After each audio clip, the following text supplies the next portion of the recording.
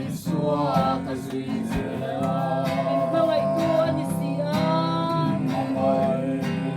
Tuhan siya Katsanda Kanay kagi Kanay apa Kung kuan din iswa kasi sila Isua kasi sila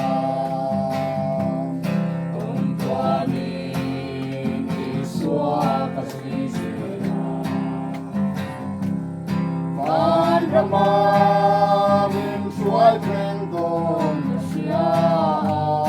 Jauh kuila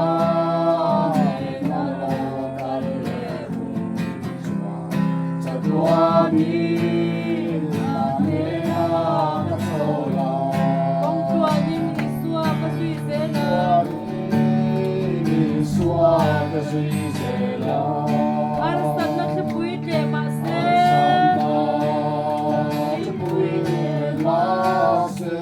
At saksan ako'y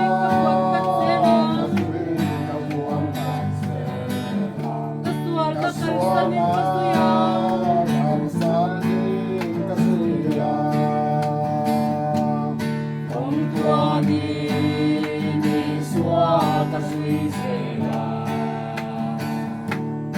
Van ramaming suay trendong siya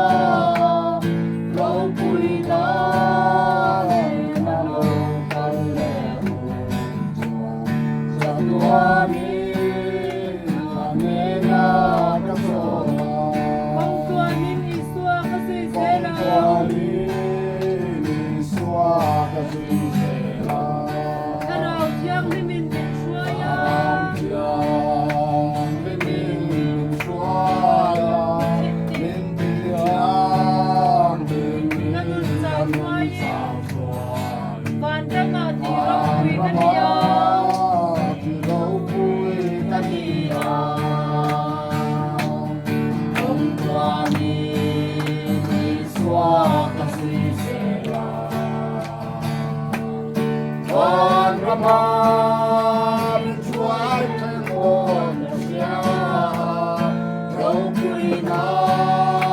lenalong kalehun Sa tuwa